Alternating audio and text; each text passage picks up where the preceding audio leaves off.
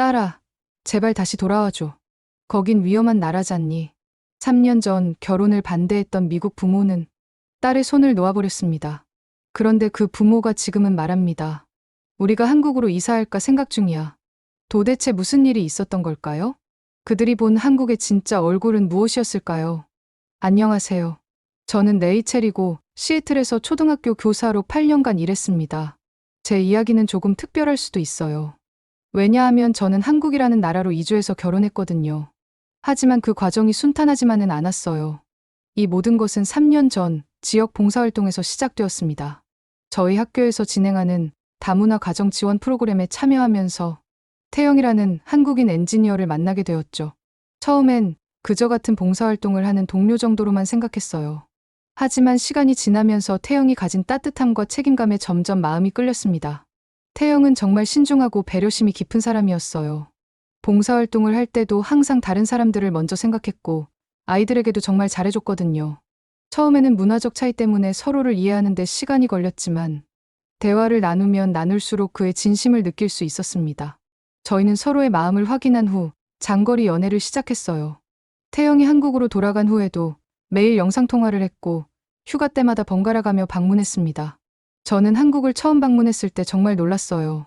제가 생각했던 것과는 완전히 달랐거든요. 깨끗하고 현대적인 도시의 모습, 친절한 사람들, 그리고 무엇보다 태영의 가족들이 저를 따뜻하게 맞아주었죠. 그렇게 1년 정도 연애를 하면서 저는 중요한 결정을 내렸습니다. 교사직을 그만두고 한국으로 이주해서 태영과 결혼하기로 한 거예요.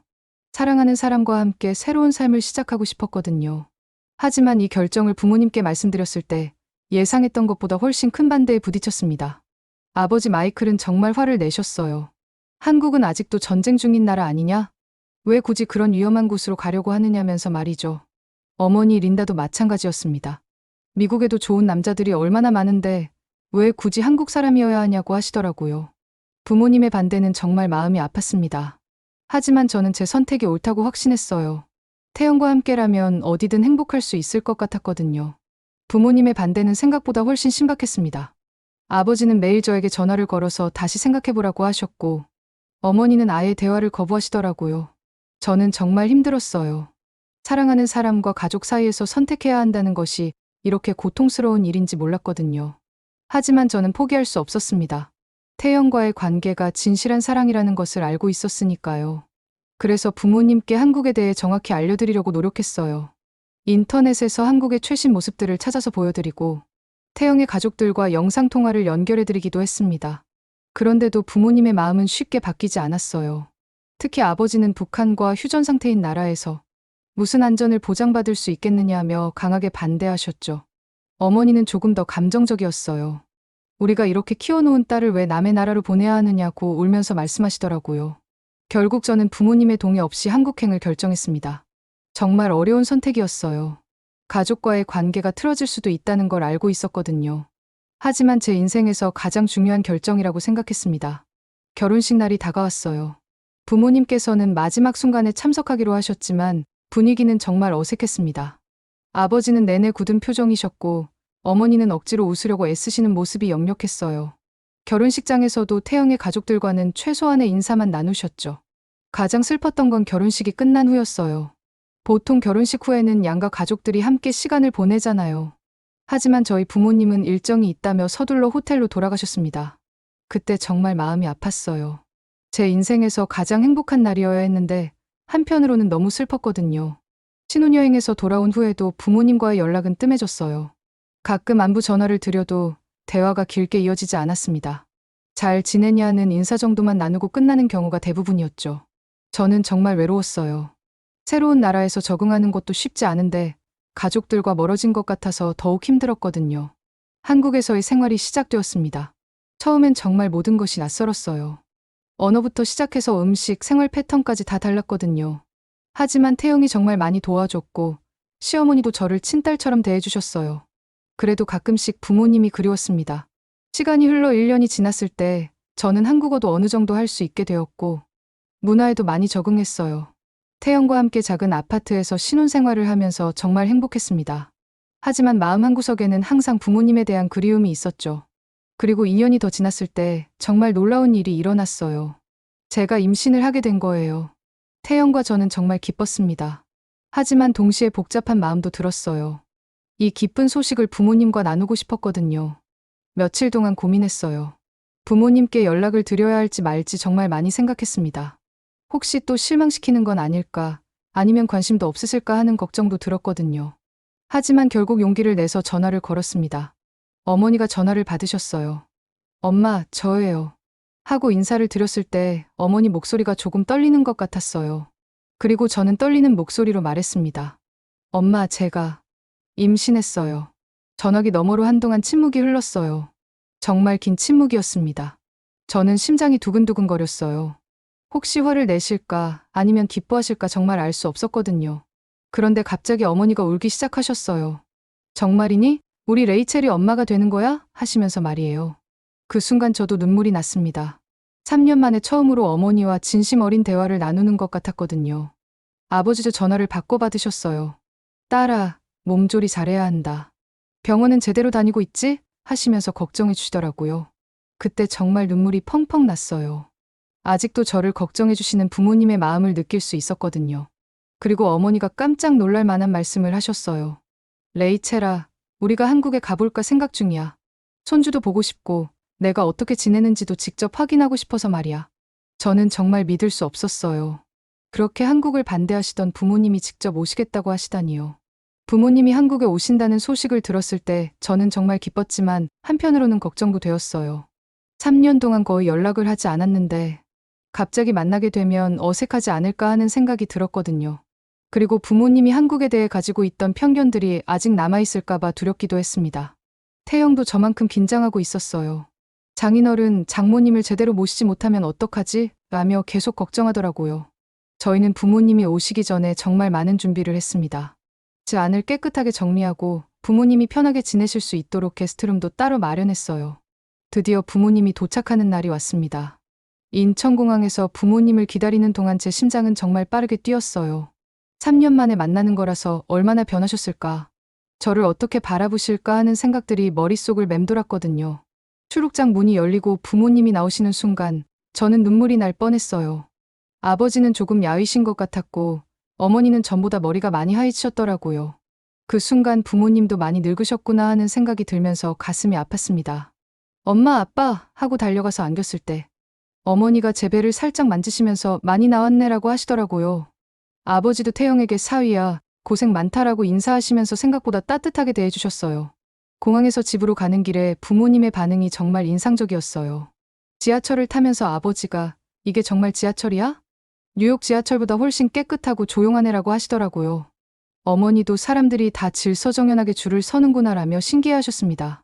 특히 저희 아파트 단지에 도착했을 때 부모님의 표정이 완전히 바뀌었어요. 이게 정말 한국이야? 라고 하시면서 말이죠. 깨끗하게 정돈된 조경, 체계적으로 관리되는 주차장, 그리고 현대적인 아파트 외관을 보시면서 정말 놀라셨거든요. 저녁 시간이 되어서 부모님과 함께 동네 산책을 나갔어요. 밤 11시가 넘었는데도 거리에는 산책하는 사람들이 많았고 길거리도 정말 안전했습니다. 아버지가 밤에 이렇게 안전하게 산책할 수 있는 곳이 미국에 얼마나 되겠냐고 하시더라고요. 공원에서 운동하는 사람들, 깨끗한 공중화장실, 잘 정비된 산책로를 보시면서 부모님은 계속 감탄하셨어요. 특히 어머니는 여기 정말 안전하구나. 임신한 내가 밤에도 산책할 수 있겠네라고 하시면서 안심하시는 모습이었습니다. 그날 밤 잠자리에 들기 전에 아버지가 저에게 조용히 말씀하셨어요. 레이첼아, 우리가 생각했던 것과 많이 다르구나. 여기가 이렇게 발전된 곳인 줄 몰랐어. 다음 날 아침 부모님과 함께 일상을 보내기 시작했어요. 제가 가장 먼저 보여드리고 싶었던 것은 저희 동네의 분리수거 시스템이었습니다. 아파트 단지 분리수거장에 가서 어떻게 체계적으로 관리되는지 설명해드렸는데 아버지가 정말 놀라셨어요. 이렇게 깔끔하게 분리수거가 되다니. 시애틀도 분리수거를 하지만 이 정도로 체계적이지는 않아라고 하시더라고요. 어머니도 냄새도 안 나고 정말 깨끗하네. 관리를 어떻게 이렇게 잘하지? 라며 감탄하셨습니다. 그리고 아파트 주민들의 배려심도 부모님께 깊은 인상을 남겼어요. 엘리베이터에서 임신한 저를 위해 자리를 양보해 주시는 어르신들. 무거운 짐을 들고 있을 때 문을 잡아주시는 이웃들의 모습을 보시면서 부모님은 정말 감동하셨거든요. 산부인과에 정기검진을 받으러 갔을 때도 마찬가지였어요. 병원의 체계적인 시스템, 친절한 의료진, 그리고 임산부를 위한 다양한 배려들을 보시면서 어머니가 여기 의료 시스템이 정말 좋구나. 미국보다 더 세심한 것 같아라고 하시더라고요. 특히 임산부 전용 주차 공간, 임산부 우선 진료, 그리고 임산부 배려석 같은 사회 인프라를 보시면서 아버지도 사회 전체가 임산부를 배려하는구나라며 놀라셨습니다. 점심때가 되어서 동네 한식당에 갔어요. 부모님은 처음 먹어보는 한국 음식들에 대해 걱정하셨는데 막상 드셔보시니 생각보다 맛있다고 하시더라고요. 그런데 가장 놀라신 건 반찬이 무료로 리필된다는 거였어요. 이 모든 반찬을 공짜로 더 주는 거야? 라고 하시면서 정말 신기해하셨습니다. 사장님이 저희가 외국인 가족이라는 걸 아시고 더 친절하게 해주시니까 어머니가 한국 사람들이 참 정이 많구나라고 하시더라고요. 마트에 갔을 때도 재미있는 일이 있었어요. 셀프 계산대를 보시고 처음엔 어떻게 하는지 몰라서 당황하셨는데 제가 사용법을 알려드리니까 금방 익숙해지셨어요.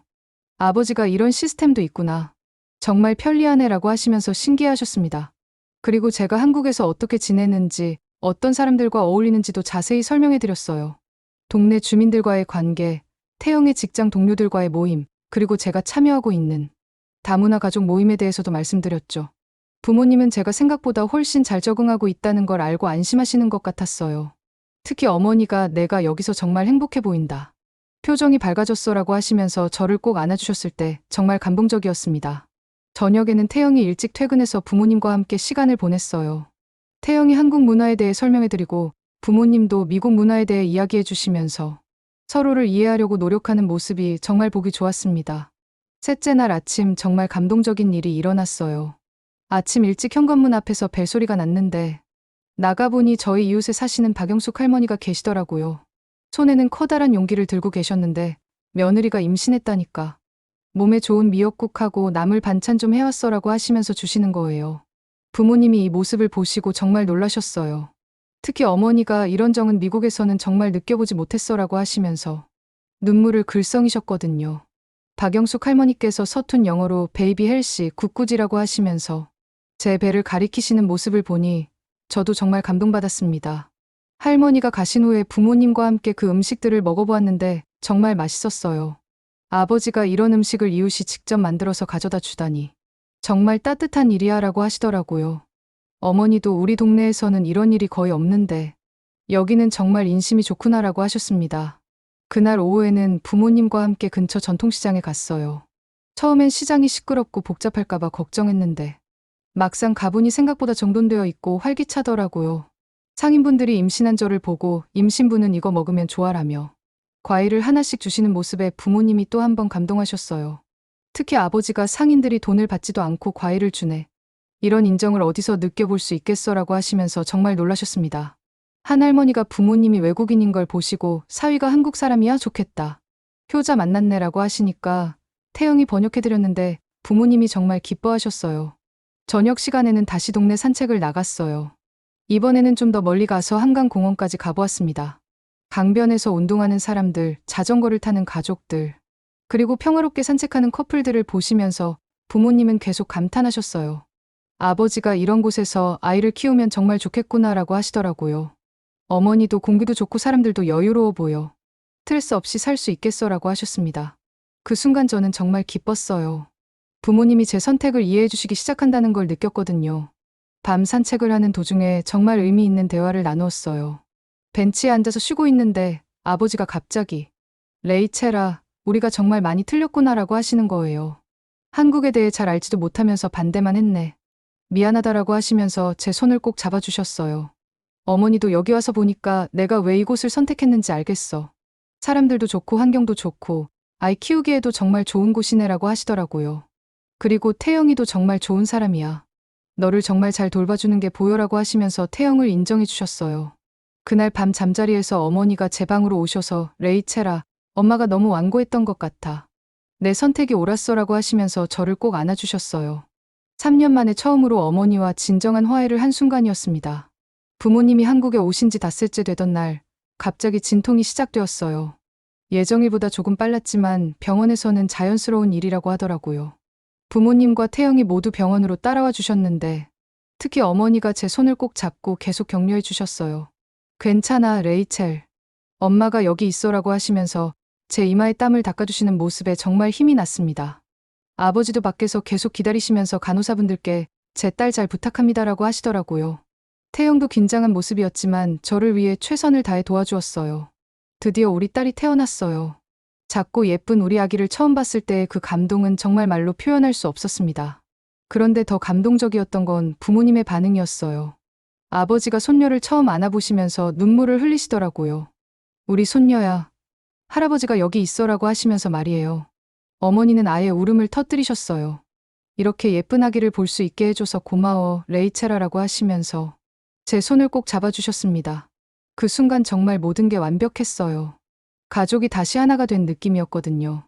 산후조리원에 입원한 후 부모님은 매일 저희를 찾아오셨어요. 한국의 산후조리원 시스템을 보시고 정말 놀라셨거든요. 체계적인 산후관리 프로그램, 전문적인 신생아 돌봄 서비스, 그리고 산모를 위한 영양관리까지 모든 것이 완벽하게 준비되어 있었어요.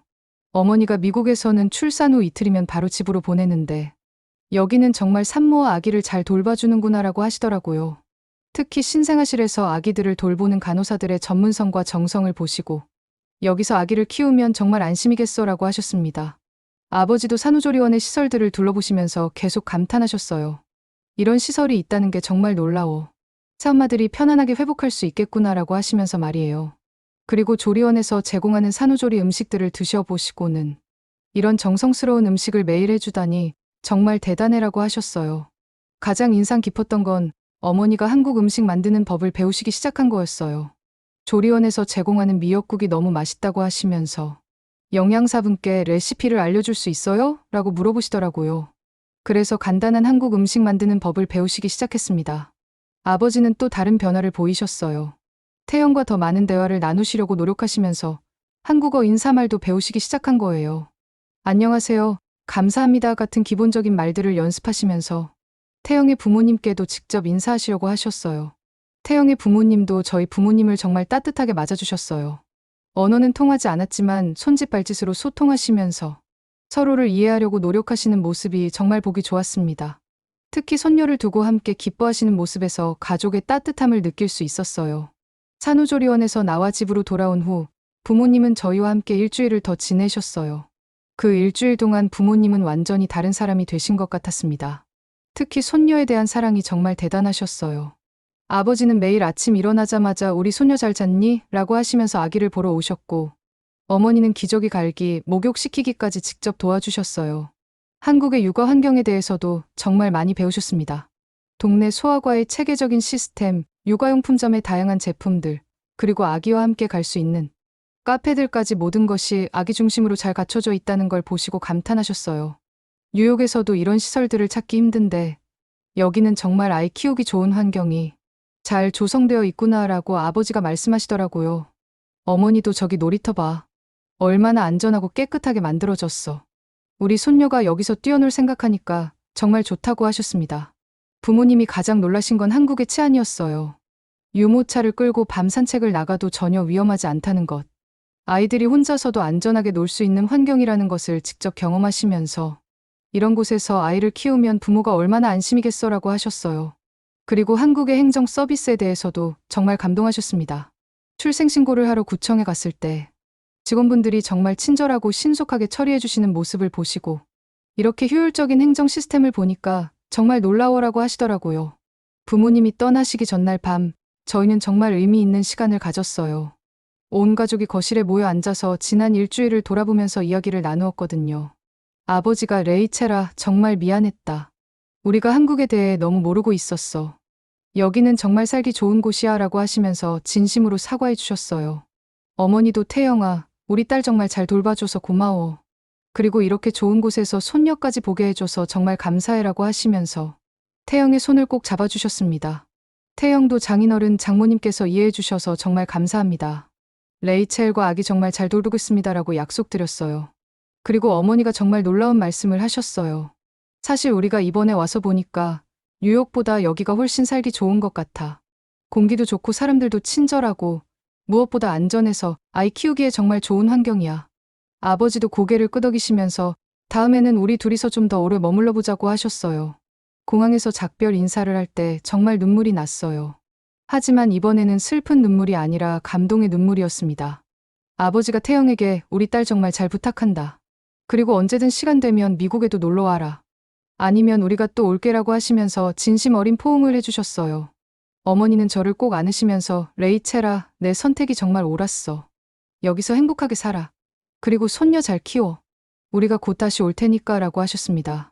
그리고 마지막으로 사랑한다. 우리 딸이라고 하시는데 정말 가슴이 뭉클했어요. 비행기가 떠나는 것을 보면서 저는 정말 행복했습니다. 3년 동안의 오해와 갈등이 단 일주일 만에 모두 해결되었거든요. 부모님이 제 선택을 이해해 주시고 인정해 주신다는 것. 그리고 저희 가족을 진정으로 받아들여 주신다는 것을 느낄 수 있었어요. 지금 저는 정말 완벽한 행복을 느끼고 있습니다. 사랑하는 남편, 귀여운 딸, 그리고 저희를 이해해 주시는 부모님까지. 처음엔 두려웠던 선택이었지만 결국 모든 것이 제자리를 찾아간 것 같아요. 문화가 달라도 진정한 사랑과 이해가 있다면 모든 것을 극복할 수 있다는 걸 깨달았습니다.